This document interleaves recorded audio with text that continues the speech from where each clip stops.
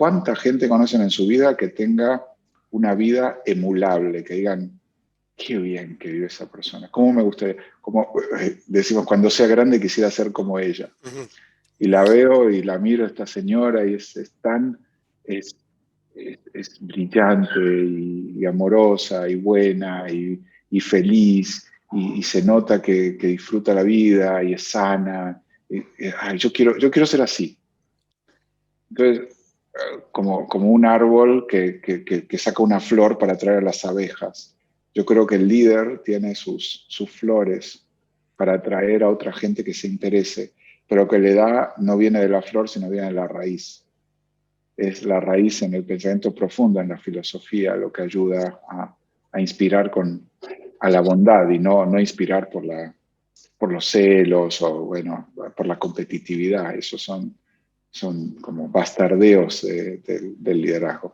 Entonces, el compromiso para mí de cualquier persona que quiera dar el ejemplo es vivir como el ejemplo que quiere ser. Como decía Krishna Arjuna, acomete cada acción como un sacrificio a lo más alto. Cualquier cosa. Esta conversación contigo, en mi trabajo. Y no importa si eres el CEO de la compañía más importante del mundo o el que le da de comer a los caballos.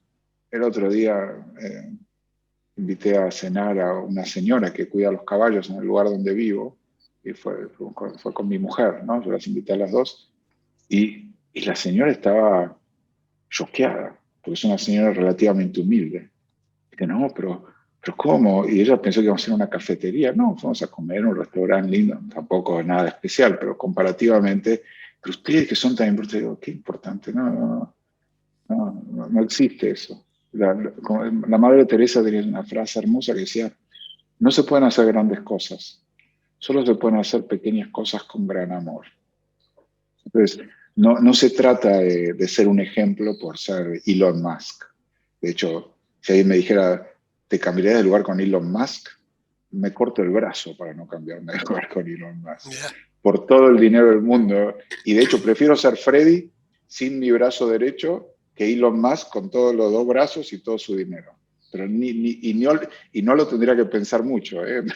Me puede subir el precio. Te corto los dos brazos tampoco. No hay nada. O sea, y he tenido, no sé si llamarlo la bendición o la maldición, de conocer mucha gente muy famosa. Algunos los coaché, pero muchos conozco y tuve interacción con ellos. Y yo me acuerdo cuando llegué a MIT, lo primero que me choqueó es que fui a visitar muchas compañías de las cuales yo leía en la revista Fortune o Business Week. Y cuando iba a la compañía, eran un infierno, pero espantosas. Digo, pero esta es la verdad de lo que sale. La revista la pinta como qué lugar fantástico y qué vida más hermosa y todo. Y yo cuando veo la vida de la gente, digo, pero ni loco quiero ser con ellos. De hecho, me fui de MIT porque veía a los profesores y digo, yo dentro de 20 años voy a ser así, me muero de angustia. Si esto es el éxito, además los profesores con tenure, ¿no? Profesores contratados de por vida, los que habían triunfado. Digo, si esto es el triunfo, como hay una frase en inglés, ¿no? Llegué a la cima de la escalera y estaba contra la pared equivocada.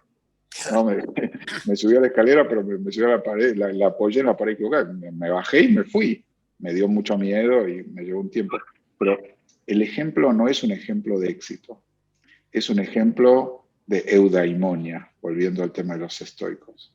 La gente que yo admiro es gente que hace pequeñas cosas con gran amor, con absoluta impecabilidad, con libertad, con justicia, con verdad, con estos valores trascendentes que se manifiestan en su comportamiento.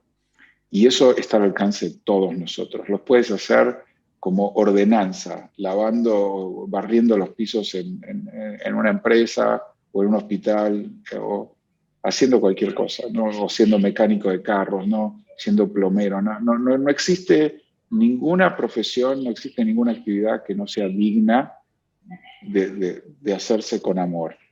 Y que la persona que la hace dignamente toma su dignidad. La dignidad no tiene nada que ver con el éxito. Me siento hablando de una escuela dominical, pero te juro que es espero que lo sienta como que es mi verdad, no lo digo porque estoy declamando. Y realmente a mí me llamó la atención que pocos ejemplos yo veía alrededor mío, que aún de la gente más exitosa y más poderosa del mundo, de decir, yo quiero ser como ellos. Y todavía sigo pensando, a ver, ¿y qué voy a hacer yo cuando sea grande? Porque estoy buscando todavía quién. He encontrado algunos maestros, principalmente maestros espirituales, que he dicho, cuando sea grande quiero ser como ellos. Así que sí tengo ciertos modelos de excelencia, filósofos, científicos, pero gente de negocios, no, tengo que confesar.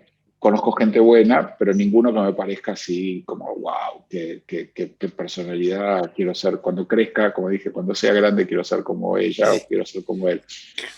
Pero pero la buena noticia de todo eso es que hay un montón de espacio para ser uno. O sea, es una oportunidad, como dicen los emprendedores, ¿no? El problema del mercado es la oportunidad de emprender y de tener un servicio nuevo para ofrecerle a la gente. Entonces, creo que hay un gran mercado para gente que ejemplifique la excelencia moral y espiritual y de conciencia para evocar el compromiso interno de otros de seguir ese camino y de trabajar juntos para crear cosas que también sean alineadas con estos valores.